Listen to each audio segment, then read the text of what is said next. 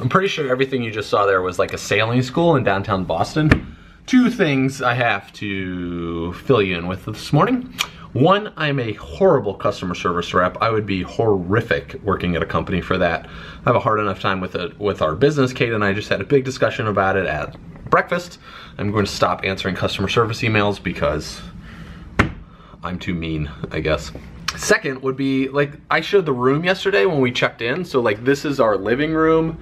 On the other side of this wall is the bedroom, which has a insane view of the city that I showed yesterday in the video that I'll link up, as well as a gigantic bathroom. And we're at the Liberty in Boston right now. We're not gonna be here tomorrow, so don't try to show up and be like, Mike, let's hang out. But this happens to us all the time when we check into hotels, is we get upgraded to big rooms all the time. And so we have suite rooms like this. I'm going to talk a lot more about this in the future regarding our honeymoon trip. I'm not 100% ready to talk about it yet, but I will, because I'll explain the setup, what actually happened on our honeymoon, how everything kind of fell into place. That was pretty sick, because we got some pretty sweet upgrades. When it comes to hotels though, we always stay at one branch, and it's called Starwood Properties. So they have Sheratons, W's, 4 Points, Element, a luxury collection is what we're in, what they call it today, and they have hotels all over the world. And what we end up doing is that we stay loyal with one hotel brand. So whether it's a Starwood brand, or whether it's Holiday Inn or Hyatt or Marriott's, whatever you choose to stay in, I always recommend to stay in one branch in one chain. And you want to stay in one that's a little bit bigger, just because you can travel the world and go to all these places and stay in hotels with this. And we like Starwood because the point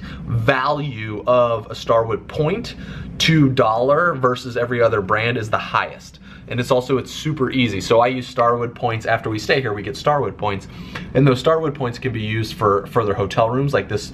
The hotel room we're in right now is, I think it was like $800 or $900 a night for this suite. I'm not 100% sure, but it was something very high. But we ended up using points to cover it for coming here for this weekend, because we had a lot saved up.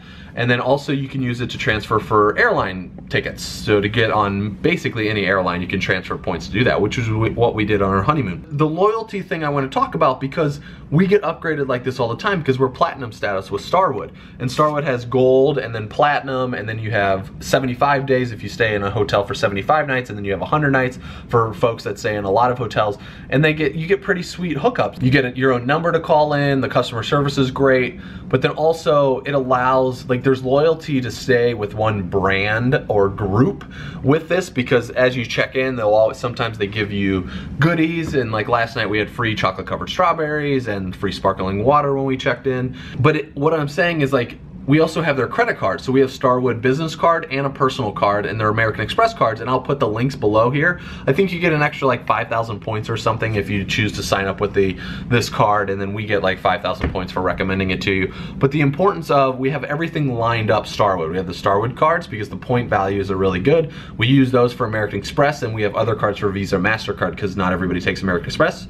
And so you have a business and a personal, and then you end up getting free nights that are already counted every year you renew your card. You get, I think it's like 5 nights, and one stay is what it's counted, so it works up towards the status as you're staying. So since we have 2, we get 2 nights, I believe, or 10 nights and 2 stays is what it counts. So basically, to accumulate status, it's about how many reservations you make, and then also how many nights you stay in those. And so what we ended up doing last year is we stayed so much, we got platinum. This year we'll hit it again because of our honeymoon and all the traveling we did.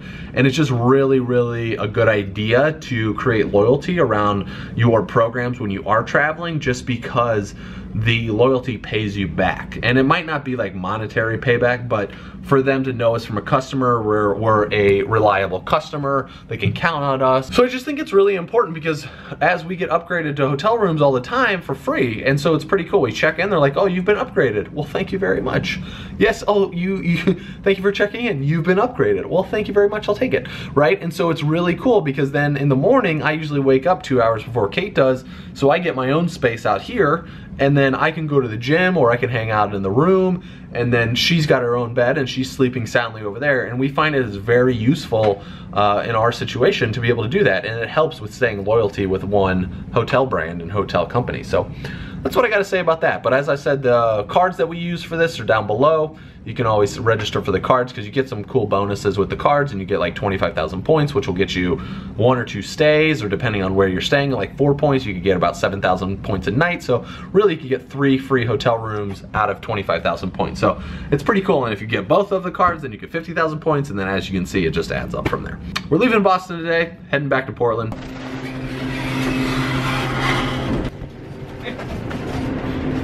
Balloons, flowers, pregnancy pillow, 1 bag.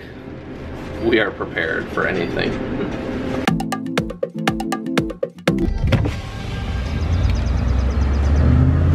It's the Kennebunk Funeral Home.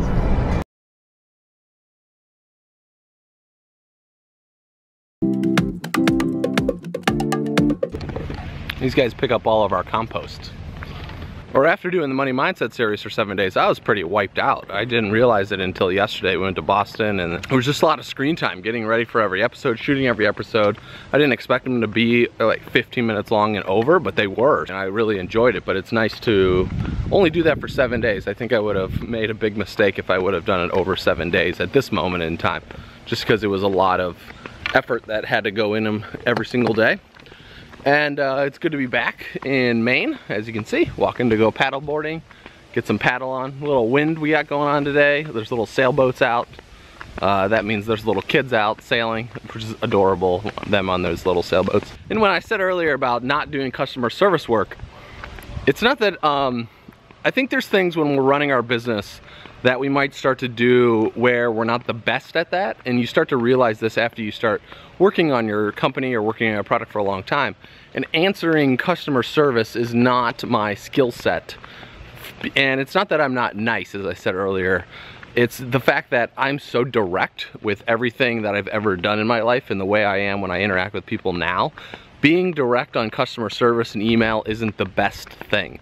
And for those of you that have ever emailed me, you might think, Kate used to think this a lot, is that I was mad at her based off my emails. Because it's somebody writes back like a big long story, a big long paragraph, I just write to be like, that's great, let's do it. You know, and it's like so short and simple because I want to minimize as much possible time on email as I can. And from doing that requires very little response most of the time when people email me. And so people might think that I'm upset or pissed off at them because that has happened more than once. The truth is I'm just super direct around information. And it's the same thing with the videos that happen on Money Love series, the same thing with WattsTV. It's like I'm direct with my communication, and it's one of my skill sets, and it's also one of the things that turns people off sometimes.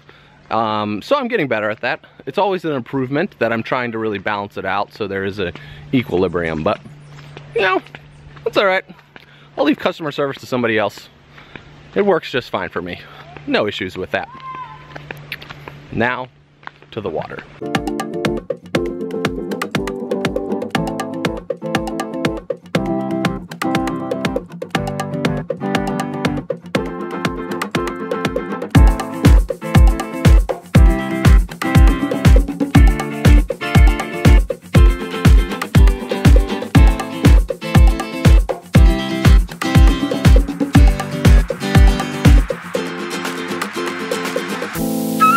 Coming up from Boston was great. Kate took a nap. I laid down for about 20-30 minutes and busted out the WattsTV, got that thing launched to go live.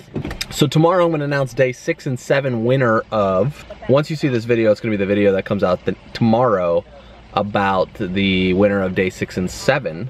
And right now we're picking up the crew. We are going to see Sister Act.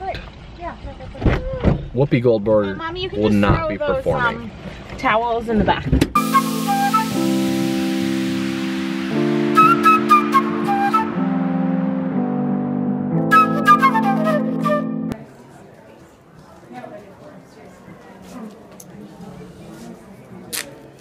Thank you. Thank you.